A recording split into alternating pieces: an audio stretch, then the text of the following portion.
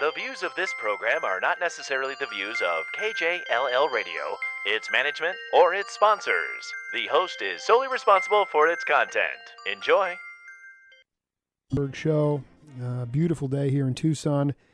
And my guest today is a 4-time Grammy-nominated recording artist and U.S. Artist Fontenelle's Fellow. John Santos has been called a spark plug of musical invention, and his extensive exploration of Afro-Latin music has earned him performance and recording credits with the great Eddie Palmieri, Cal Tjader, Lalo Schifrin, Tito Puente, Dizzy Gillespie, Max Roach, just to name a few. He's written some incredible books, including one called What Is This Thing Called Clave, which I look forward to going in depth with him and talking about it today. He's a teacher, and he's an academic teacher, but I think he really tries to get to the root of things as he traverses the entire state of California and all the state schools there. Really a pleasure to welcome John Santos to the Jake Feinberg Show. John Santos. I've written no books. The title that you took was from a lecture series that I do, so it's not a book. And also, I have to say humbly that I have 5 Grammy nominations, not 4. You have 5. You know, yes. Can I, John? I couldn't hear you at first. I wanted to say welcome to the program. Yes, yeah. Welcome. I heard you say that, and I said thank you very much. I'm glad to be here. Right on. Listen, can we talk about this? I was reading a piece where you really were encouraging people to boycott the Grammys because of the fact that they are stripping away a lot of cultural and ethnic music out of the potential possibilities of being of winning. And precisely, we're in the middle of a battle with the National Academy of Recording Arts and Sciences, who administer the Grammys.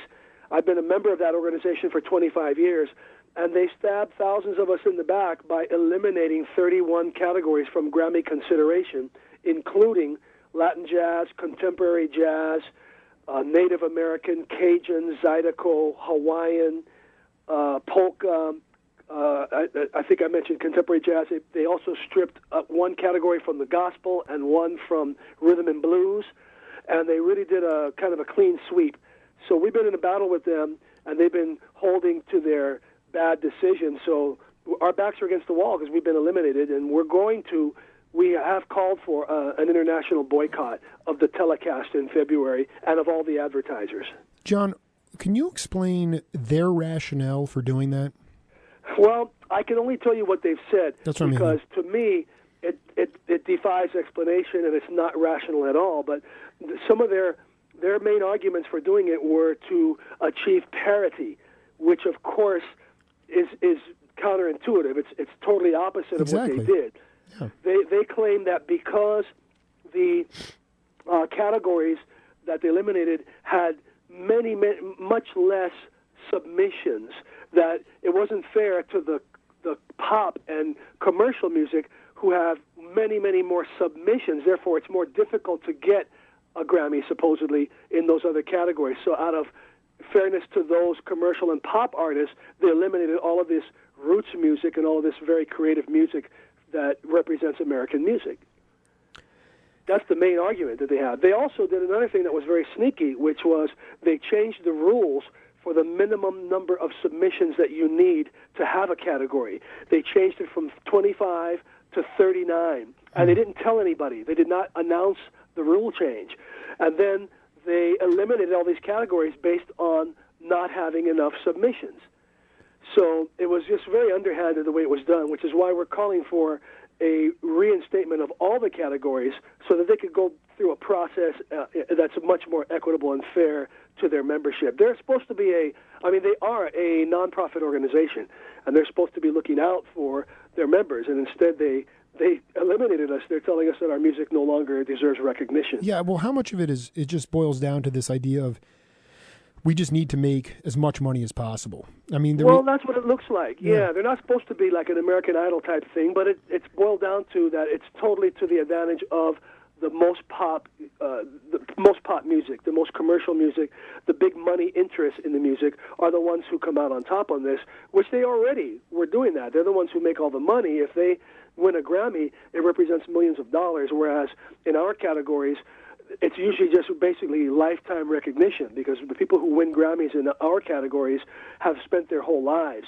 and it's kind of a feather in the cap, and it means a lot in your career to be able to say you are a Grammy nominee. It's the highest award, official award that we have in this country, but it doesn't really represent a lot of money, although it does economically affect us as well, because if you are a Grammy nominee, it means something, and you can ask for a little bit more money perhaps, and it might make a difference in you getting a teaching job where that means something. Everyone I've talked to, you're one of the more popular people around. I mean, everybody knows John Santos, whether it was from La Peña, playing down at these club, or just musicians in general. You can, I mean, you're definitely a leader in ethnic music in the Bay Area and around the country. But I don't know if this could have been would have been even conceived of 30 years ago, because there was such a tremendous amount of leadership by the musicians themselves. I think one of the issues that I'm wondering that you run into is sort of the lack of leadership to be able to push back against it. What I mean by that is, like Cal Tjader did that album La Ona Va Bien from the late 70s, where he won a Grammy for that.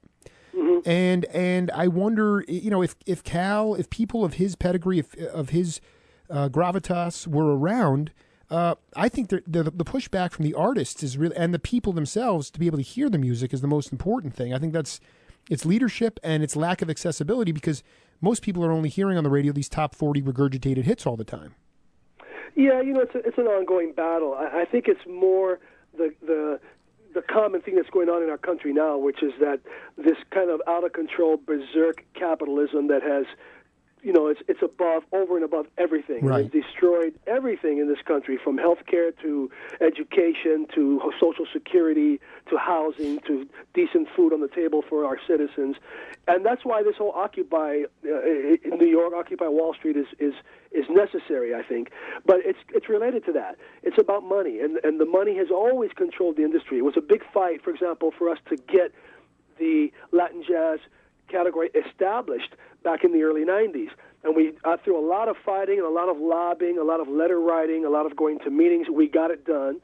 And now, several years later, it reminds, they're telling us that's no longer worth recognizing. And it reminds me of the atrocious way that people will deal with civil rights, the civil rights movement of the 60s, where certain things were won, certain attitudes were changed, and there was some headway made. And then after a couple generations go by, there are kids who don't even know who Martin Luther King was, and there's our attempts to repeal some of the advances that were made during the civil rights era. And it's a similar kind of situation, which is why we have to fight it. We can't just let them get away with that.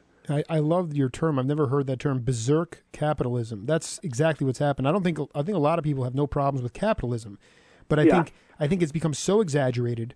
And I agree. Out of control. And I agree with you. Like I really, again, there's no titular head of the Occupy Oakland or Occupy Wall Street movements, but in many ways, they've actually forced a dialogue on it. Exactly. And so that, and the longer it draws out, as long as it doesn't kind of get into sort of nefarious stuff where, already they're talking about, people, couples selling heroin out of tents and stuff. I mean, there's always the fringe element, but yeah. If the core belief stays the same, and that people are saying there are certain values that we, American values that we aspire to in order to create a decent life. Nobody is saying we want to make $8 billion like Donald Trump. But at the same point, in order to have a society where our kids can be safe and have hope, safety is also a big issue. I mean, I think it's and when you give people no hope and they are desperate, they're going to do very desperate things. And precisely. And that's... Jake, if I may, I'm sorry to interrupt you, but yeah. When you mention that fringe element of people selling heroin and out of the tents, to me, what's much worse are the criminals on the top who have totally taken advantage of this system in order to hoard all the money at the expense of all of the people, all the working class people, and that's much worse. That's a worse fringe to me than the person who, because they don't have any education or don't have a job, and because as a result of the situation are selling drugs in the street. And it's happening right in your neck of the woods out there. Oakland's really, I'm so proud of Oakland. It's reminiscent of even before my time, but it was reminiscent of those social awareness movements of the early 70s. And actually, it's one thing I wanted to talk to you about, John. I've been interviewing so many guys, that the skipper Henry Franklin and Carl Burnett and Calvin Keyes and all these guys from your area, and they really talked. The more I've talked to them, the more I realized subconsciously that the music in the early 70s, which I believe you were a teenager at that time, you were kind of just on the verge of college. Is that right? Yeah, well, 70. I graduated from high school in 73. I wanted to. You may not have been aware of it, but looking back on it, the multi-ethnic, that was the closest thing that our country has gotten to multi-ethnic music. I mean, you look at bands like Azteca and Malo, and they were crossover bands with Chicano and Black and White, and they were all, so people were showing up to these concerts, and everybody could see different people. They could identify with different people. It was very multi-ethnic. And and Asian as well. Yeah, absolutely. And you had George Murabus and these Filipino cats out there. So it was like the idea was that everybody could look around and say, hey, you know what? I'm just like that person. I resemble that person. It wasn't segregated. I know it was happening primarily on the coasts, but it seemed to me that it was the closest thing to world music that our country has ever seen. And we're so far away from that now. I wanted to ask you, how do we get back to that? I mean, and how was it in your eyes? How did it become like that? And how did we get so far away from it? Well, I think it's complex, but it's simple on one hand, because the people who have caused this problem that we're experiencing in our country right now, the banks and the people who, the big money folks on the top, have affected every single field and every single walk of life in our country. So the arts are no different.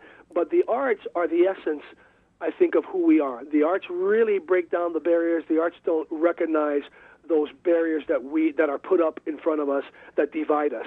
The art, the music, for example, tells a story of who we are, where we come from, our common history of labor, our history in the Americas of colonial history and genocide of indigenous peoples. All of that is told through art. And so art deals with truth, and these people deal with lies. Mm-hmm. So that's why there's been a movement to stifle the art, a movement to eliminate the National Endowment for the Arts, a movement to eliminate the state's art councils, which they've successfully done in many states in our country. It's because the artists have always expressed the experience that the people are going through. The social conditions in which we live are expressed by the artists, by the musicians. So there's a movement, that puts us basically on the front line in a way of attacking and revealing these criminals who are on the top in the government and in big business, in corporations who are just unscrupulous in what they're doing. So to get back, we just need to support the arts. We need to acknowledge the value of it in the schools, because they've also taken the arts out of the schools, and that's it's a concerted plan so that the kids don't grow up with that idea of resistance through creativity and through art and thinking for themselves. So getting back to the art, supporting the art in the schools, in the communities, in the community centers, in the clubs, in the cities, in the countryside, everywhere, that the art is really important and a vibrant part of our expression in this country and anywhere. In some ways, the demonization of public school education plays right into their hands too, because if they strip the public schools of more and more money, it's less and less of a chance to actually start high school bands or have a vibrant sort of music scene. And, that's right. And I don't, I feel like that one of the goals of my show, it's become clearer and clearer to me, is to be able to go back to a time when you were in your formative years. I mean, you and guys like Poncho and Ramon Banda and those guys, like you grew up, you were younger, you were in your formative years during that early 70s, late 60s, early 70s period. But it's so important to interview John Hurd and the list goes on and on and on. But to talk about their experiences and how they got to where they and what you see is there was just this incredible amount of accessibility. There was just so many clubs. They were open later. You could go and get and be heard from 1 to 5 in the morning, and you get your sound out. It was just it was a looser time, and there was plenty of people making good money. But like you said, the berserko capitalism that's taken over now, it's like they're hoarding that money.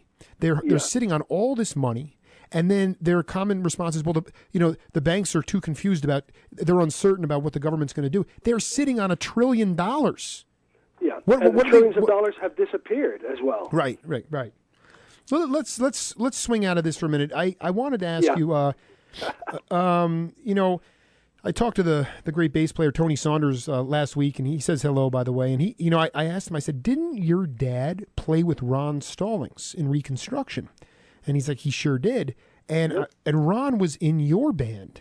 For 10 years. And I really wanted you to take a moment to talk about what Ron Stallings meant to the Bay Area music scene. Wow, you caught me with you surprised me with that. I'm really happy to be surprised by that question. Yeah. Because Ron is an unsung hero and a real treasure of the Bay Area, not really known outside of the Bay Area. He was around here for many, many years, and Ron was a great singer and a great saxophone player, and he was a wonderful human being. He was very much an activist, and somebody I really admired and looked up to a lot. And back in, let's see, I guess it was the mid-'90s when he kind of came to my attention again. I had seen him around a bit, but we kind of ran in different circles because he's older than me. First of all, he's about 10 years, I think, almost older than me, and he also, was in the blues and that scene, and I was more in the Latin scene. But in the mid-'90s, I invited him to come and be a part of my group, the Machete Ensemble, and he joined the group, and he added a great essence, a great energy, and a great element. And he also wrote a couple pieces that were just beautiful, beautiful gifts. He didn't do a lot of writing. There's not a lot of stuff out there, compositions of his, but we've got a couple that are phenomenal. One is called Buscando la Paz. It's like a suite, and that means looking for peace. And then the other one is he was a co-writer with me and with John Calloway of a piece called the SF Bay, which was the title track of the only CD that we did that had a Grammy nomination. And, it was just great working with Ron. Great sense of humor, great guy, very, you could just count on him. He was a solid person with a great sound, unique sound on the tenor sax in particular. But what blew my mind about Ron was that I didn't really know what a great singer he was. I kind of found that out by accident because I didn't remember that from the past. And one day after he had been playing in my group for, I think, a couple of years, I heard him open his mouth and sing something. I don't know under what circumstance, and I was like floored. I said, "Oh my God, let's record you." So we recorded a couple pieces with him singing, and man, they're just gems. They're classics. Yeah, I was going to say what put Ron Stallings on my radar was the fact that he was in this stealth band in the late '70s called Reconstruction with Merle Saunders and Jerry Garcia, John Kahn, Ed Neumeister on trombone, and Ron. I mean, it was so classic because it was like, Jerry Garcia really was not a jazz player, but they did this kind of crossover sort of. It was rock, it was R&B and soul, and the soul part of it came from Ron. Ron was singing lights out on that stuff. Yeah, man, it's really funky. And Ron's mate, his life mate when he passed, Susan Marchiona, is another wonderful person, and she put out, just as a tribute to Ron, she put out a double CD of music that he recorded here in the Bay Area, going back to the mid '60s. Oh, wow. Up until the time he passed. Wow. I don't know if you've seen that. No. What's the name of it? We got to get that out there. I'll get you a copy of it. It's called Remembering Rev, because it was a nickname for him, Reverend, because of the way that he sang. So it's a beautiful CD where he's featured on every cut, singing on most of it, playing on half of it, and that's phenomenal. It really documents his value and his treasure that he gave to us here. Yeah, and also, I think this guy also played with you. I mean, played with pretty much everybody, but real briefly, I talked to Michael Howe, and the great drummer Eddie Marshall has also left us now. Oh, my God. And, these guys, my show is, John, my show is relevant because I will never let the fine arts or the creative arts die as long as my show is on. Bless you. And so we got 3 minutes before the break. Let's talk a little bit about Eddie Marshall, and then we'll come back on the other side. Eddie is another one. Eddie's like Ron, and even more so in a way. I mean, just from the fact that he's even older. He's been around longer. He played with everybody, and he was the sweetest guy and the greatest player. He was just incredible. And I could tell you what always comes to mind for me, musical magic, was, I've been teaching at a place here called Jazz Camp that happens 1 week out of every year. I've been doing that for about 25 years. And in the early days of Jazz Camp, we used to do it up in this little place called Monte Toyon up in the hills, and there was a little outdoor amphitheater where there would be concerts every night. And Eddie would play at those things with Ed Kelly on piano, Herbie Lewis on bass, and Eddie Marshall. They play as a trio. The three of them now are gone. Eddie was the last one that was alive. And I'll never forget, those are some of the most magical moments. They would play these ballads that were the slowest ballads I ever heard, and out like magic, they would just be so together. They wouldn't even look at each other, and there'd be all this space, and they would just hit these notes and chords together, and they just had this communication that was extraterrestrial. Amazing. And Eddie was like that. And Eddie was a great piano player and a great recorder player, very rare. He could take a recorder, those little wind instruments that you find in elementary schools, and he could play a jazz tune on it and rip it. He was an incredible musician. I was going to say, just it continues the long line. John Santos, Eddie Marshall, Ron Stallings, Eddie Moore, the great drummer, Merle Saunders, you know, the Booker T. Washington Hotel, which housed all the Montgomery brothers and Carl Burnett. And it was such a, in so many ways, the social movements of the early 70s in the Bay Area it was the Sly and the Family Stone mentality. It was an all-American mentality. It wasn't divisive. And the face of San Francisco has changed because it's more activist and sort of alternative or social movements, gay rights, and that's fine, but it's not nearly as rich and ethnic as it was in the early 1970s. John, listen, we're going to take a break, and we're going to come back and talk about sort of the origins of clave, of Afro-Cuban rhythms in the States, how they got to the States, and who were the jazz cats that were incorporating those rhythms into those idioms, guys like Cal Tjader and Vince Guaraldi. And we're going to talk about your career as well, playing with Dizzy, and anything else that's on your mind. But it's just such a pleasure to talk to you, my man. Hang tight. Sounds good. Thank you. And we'll be back in just a little bit. All right.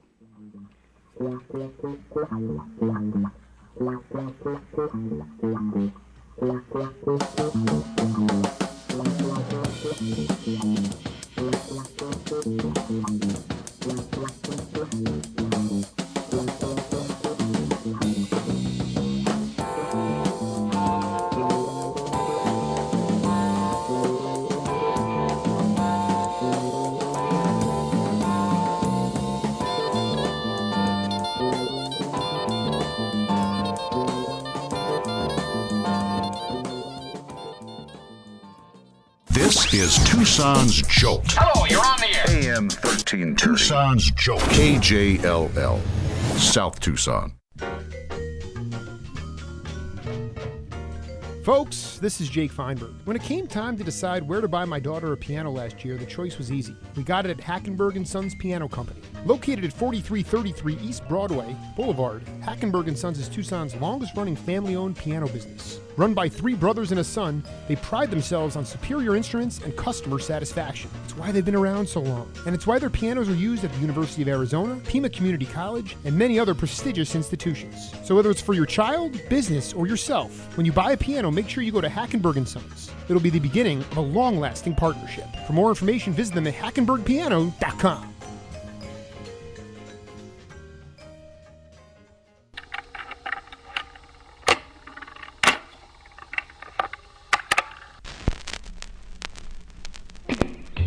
Folks, this is Jake Feinberg.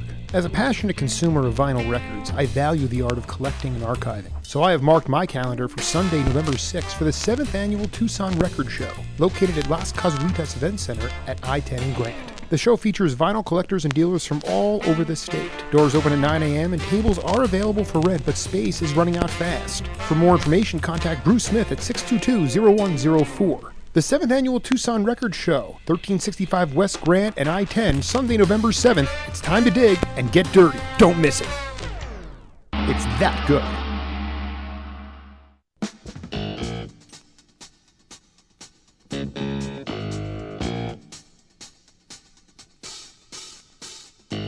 If you're not part of the solution, you're part of the problem. Be a part of a new coalition with Jake Feinberg. The second half of my show starts right now. Welcome back, everybody, to the Jake Feinberg Show. Joined today by Latin percussion legend John Santos. John, welcome back. Thank you, Jake. Nice to be with you over there. Where are you, by the way? Tucson, Arizona. Wow, beautiful, man. Well, Cal Jader, I mean, every guy in that band, John Hurd, Dick Burke, Michael Wolf, they used to come down here in the 70s and said it was always a blast. They'd play at the DoubleTree a few nights, go out for breakfast in the morning, take 15 people out for $50. Let's just get to it here. I had a question about I wanted you to cross-reference the two styles of Latin music that was happening when you were a kid, the stuff on the East Coast with Tito Puente, and then the sort of cool California beat on the West Coast. Did Tito actually influence and it swept the West Coast? Can you break that down for me? Well, Jake, that's a tricky question because it's simple to say there were two styles, West Coast and East Coast, but I think that it's not really accurate thing. These kind of terms that we use to describe the music are super general terms to speak. And so there were a lot of things going on both coasts because what they're calling, for example, this West Coast thing, it has a lot to do with the sound. For example, like Cal is a great example. Cal plays vibes. And Cal heard in New York City, Cal heard some vibe-based groups in New York. Tito Puente was a great vibraphonist. Joe Cuba had vibraphones in his group. George Shearing had vibraphone in his group. And so there was, stuff happening in New York as well that had a little bit of that vibe. And on the other hand, on the West Coast, there was also a lot of,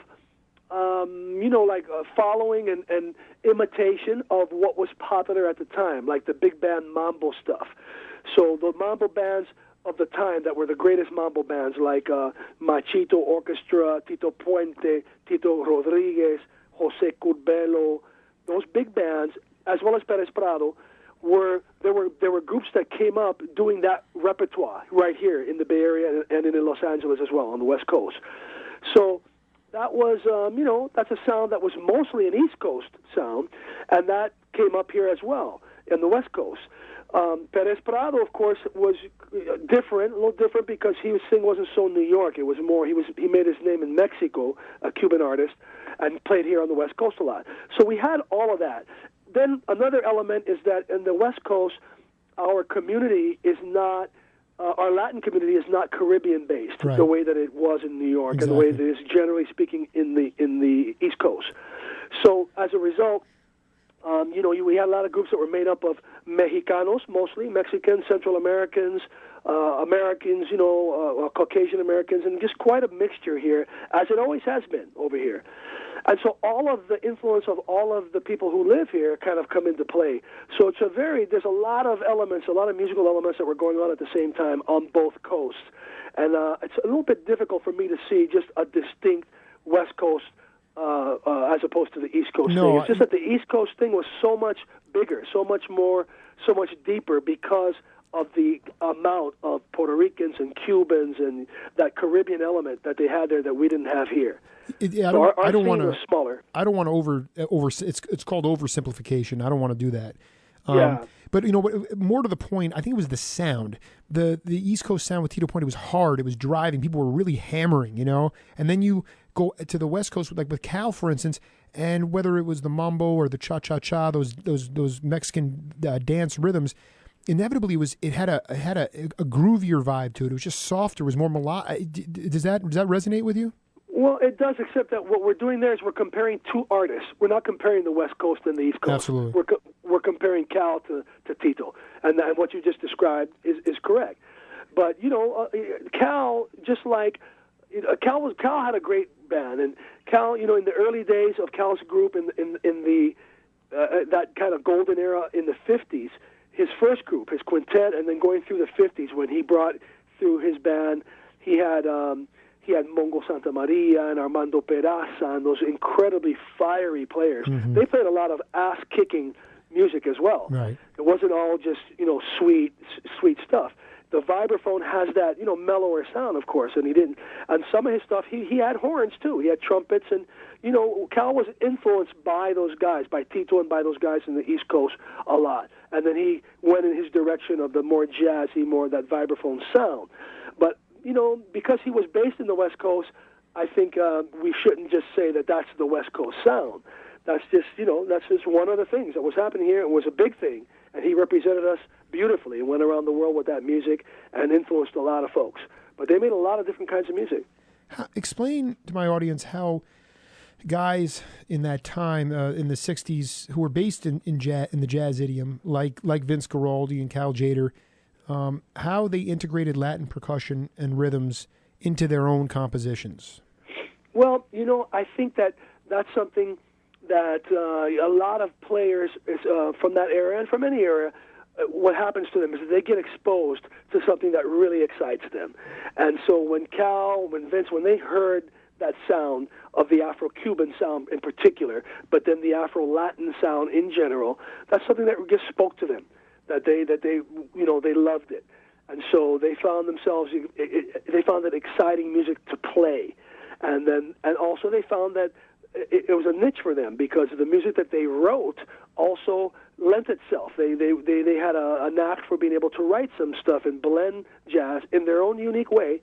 And they had plenty of great examples for that with all those guys in New York and with the Latin players like Tito and Tito Rodriguez, Tito Puente, Machito, and all those people, but also the jazz players, because there was already quite a precedent set with the beboppers, with Thelonious Monk and Tad Dameron and Charlie Parker and Dizzy and all the people there who were involved with that Afro-Cuban scene in New York.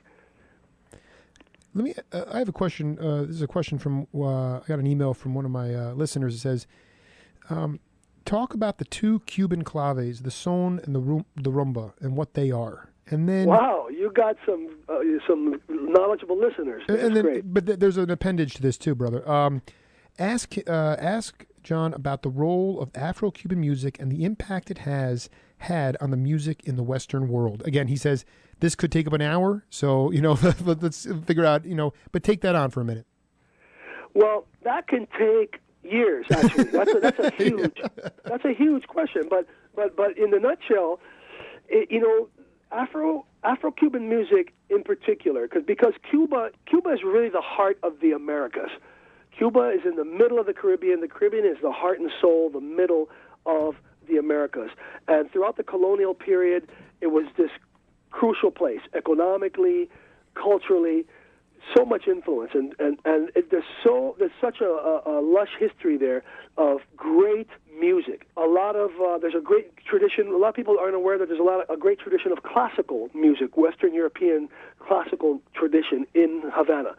Havana had, the Havana Philharmonic and the Havana Symphony. They've had guest conductors, the greatest guest conductors from Italy and from France and from Germany, from England, from all over Europe have come to perform and to direct in Havana. And the great orchestras have toured and have played, have recorded.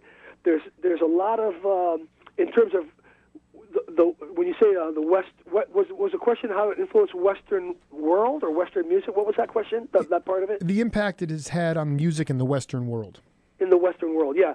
So, in terms of in the Americas, that music has been super influential because it's a music that has a parallel development, a parallel history with jazz, going back to long before the term jazz was ever used.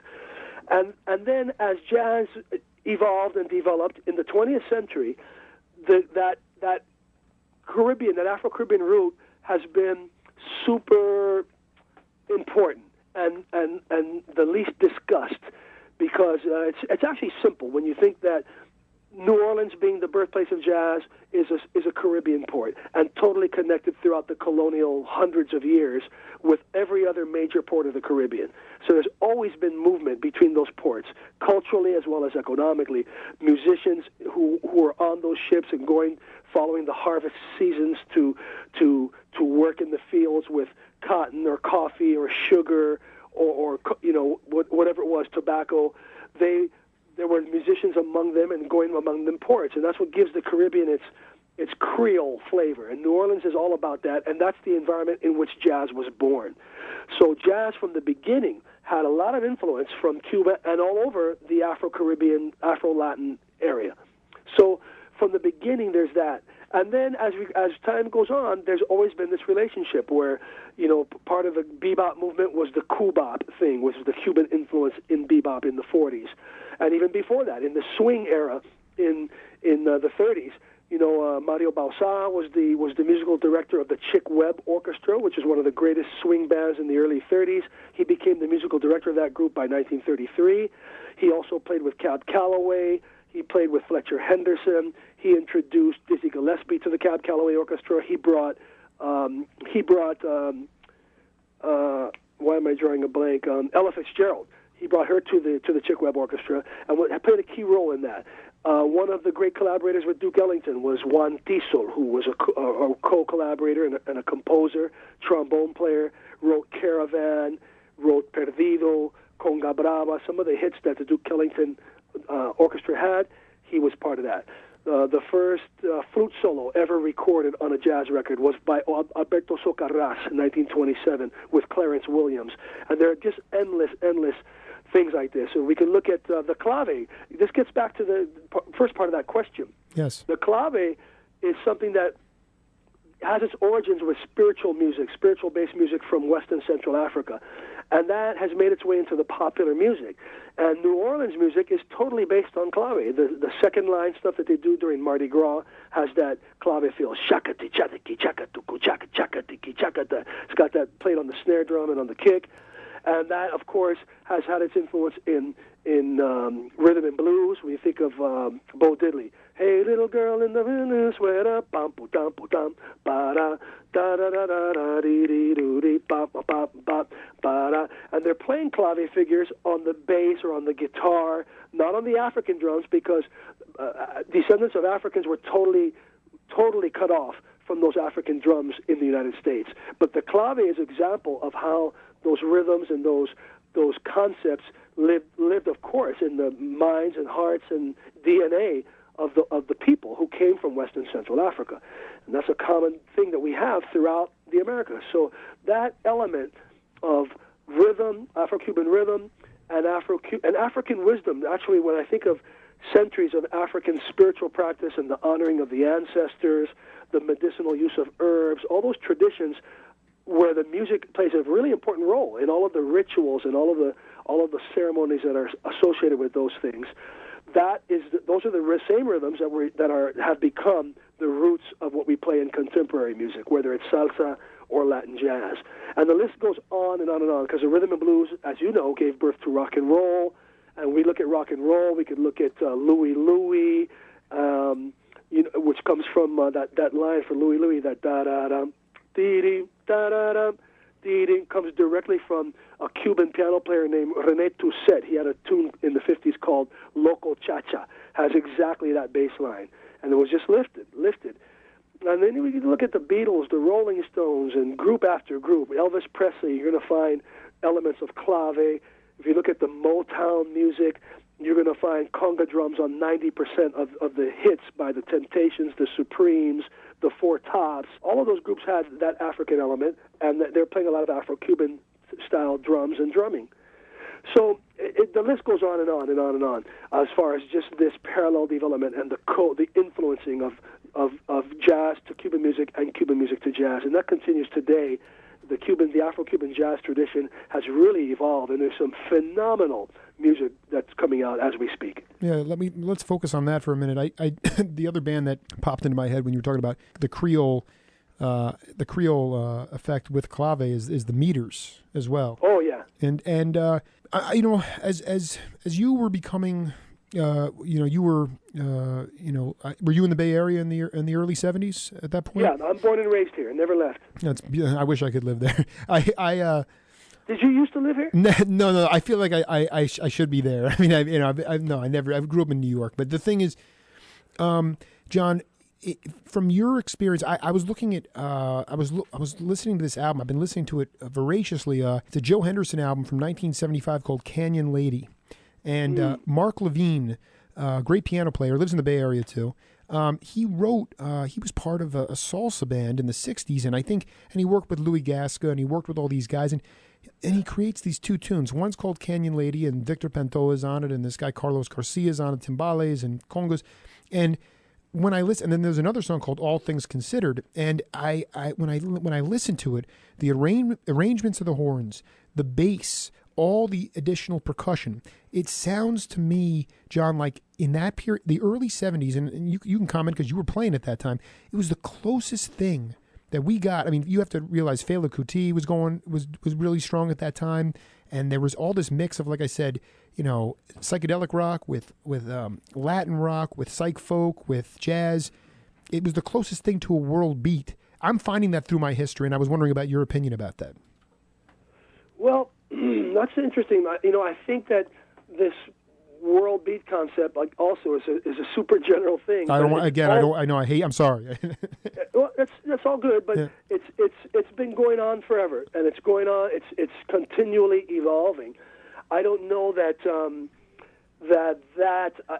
that particular period had more of that kind of stuff going on than now, because there's a lot of stuff now. A lot of jazz players, just like always, are super turned on by the Latin music and are adding Latin rhythms and doing Latin projects. Charlie Hayden's doing that, and yes. Gonzalo Rubalcaba, of course, is doing that. Joe Lovano has done that. Dave Murray has done that. There's all kinds of stuff. So right now, Stefan Harris and David Sanchez have that collaboration, and it's just going on all levels, and in places all over Latin America. Also, stuff that we don't even know about, that we don't hear about here. It's vibrant because they're very aware of jazz. Jazz is just like all that Afro-Latin, Afro-Caribbean music was coming through New Orleans throughout the colonial period. Well, jazz also was going the other direction. And so they know they've had jazz tradition now for 100 years in Buenos Aires and in Cartagena and in Brazil. And so it's been evolving along with the local regional music. And so there's these phenomenal musics that's all over the Americas, of which jazz is an important element, and the element of improvisation. And that element here in San Francisco that was super creative. That era you're talking about is what inspired me to become a musician. Largely, I mean, before that, of course, I had my own family. I have musicians in my family. The first band I played in was a band of my grandfather. But as a teenager, man, and in the 60s, especially at the end of the 60s, we had such an incredible scene here that we had Jimi Hendrix living here and Janis Joplin, and the rock scene was heavy. And then we had a great blues scene, a great jazz scene, and into the early 70s. And the groups you mentioned, Azteca in particular, was just a phenomenal group. That group, the group that I formed in 1985 called the Machete Ensemble, was my kind of a dream thing for me to do, inspired by Azteca. I need to hear that immediately. Yeah, Azteca was just always stuck in my head. I wanted to do a group like that, and I formed that group in 85, and we had that group for 21 years, up until 2006. And it was largely inspired by Azteca. And that, Joe Henderson was here. They made some great recordings, and they played live in North Beach. Joe Henderson, Hadley Callman, some great players, Luis Gasca as well. They were based here. And, man, it was just quite a scene. It was an exciting era for us right here. Yeah, I was going to say, that was another guy that came to mind was Hadley Callman. Did you know Hadley? Oh, yeah. He was a spiritual cat and a beautiful player, and he played in Malo. Yep. And so he sure did. In our remaining moments here with John Santos, it's been a history. I'm getting a tutorial in history right now, which is just phenomenal. But I wanted to ask you, John, as you traverse, like you talked about, there's stuff going on in Brazil, and there's stuff going on in the Latin America that is prevalent. But what do you see as you travel and you work with kids up and down the California coast? What are sort of the seeds of optimism that give you hope for the future? The optimism is the kids themselves, because we're ruining stuff for the kids by allowing the arts to be trampled on, right. And by we have to do everything we can to get rid of politicians who don't put the arts in front and don't understand the role that the arts play in education. The kids, the schools without art are just like a prison camp. It doesn't make any sense to not have art. The kids totally respond in every way to every subject, to English, to writing, to geography, to history, through the arts. It's the arts that do it. And when you see the kids who respond to that and are having fun and get engaged because it's fun, that's when you see the learning happen. So when you see these young kids, I just saw the other day, 2 nights ago, we went to see a group here called La Colmenita. It's a theater group of kids from Cuba. And they're here visiting in the Bay Area. They're playing again tonight and I think through Sunday. And they range from 5 years old to about 14 years old. And, man, they had the whole audience in tears just from the beginning to the end because of their joy and their whole thing around the arts and the theater and the music. They played, too. They had a band, and they played their little butts off. And it was so incredible to see that. And so that's the hope. And that's when you see the joy. And that's always been there, that the music has been the heart of the community, the expression, the joy that it creates, the history that it documents for us, telling our story in our words and documenting our experience here for future generations. And you see the kids totally relate to that and get excited by it. And the kids also have no boundaries. They don't have the self-imposed boundaries that we put on ourselves as adults to say, well, that's difficult, I can't do it. They don't think like that. So the kids, man, they're playing drum set and piano and guido and conga and bongo and timbales and just ripping it because they don't understand that if it's difficult, it's not difficult. That's a mental thing. They just do it. And, man, that's more encouraging than anything to me. Originally, I see that on all levels. Originally, I was going to have John Santos on the program last weekend, but we had some phone difficulties, and so as a result, we're doing it now. And John, I feel like we definitely could do at least another hour, and hopefully we can at some point, maybe off the air. But really, your voice, your passion, nearly every musician that I've run into, or even guys that are just struggling musicians that have lived in the Bay Area, they've come in contact with you, and it's always positive, and your credibility is strong, and anything I can do to support you and your activities, that's really what my show is about. I can't thank you enough for being part of the program. Beautiful, man. Thank you so much, Jake. And, I would just ask you at this point, the most kind of crucial thing we got on the plate right now is this Grammy thing. And we want to encourage all the listeners to check out our website. It's called GrammyWatch.info. And right there you'll find the weak arguments that they came up with for eliminating the 31 categories, and you'll see the international response. Over 1,200 articles have come out, broadcast, print media, all over the world decrying this ill-advised decision. And also artists like Herbie Hancock, Paul Simon, Carlos Santana, people who have spoken up against this, and they're still sticking to it. So there's a petition there for people to sign. There are addresses of the president and other officials in the NARAS organization where people can send emails and also direct hard copy letters, which are important too, to express the fact that this is really a criminal what they're doing, and just to express how you feel about it. Absolutely, John. We got a jam, man. You can bet I'll pass it on, brother. Thank you. Take it easy. This is Jake Feinberg Show. We'll see you next week. Thanks, Jake. KJLL, South Tucson.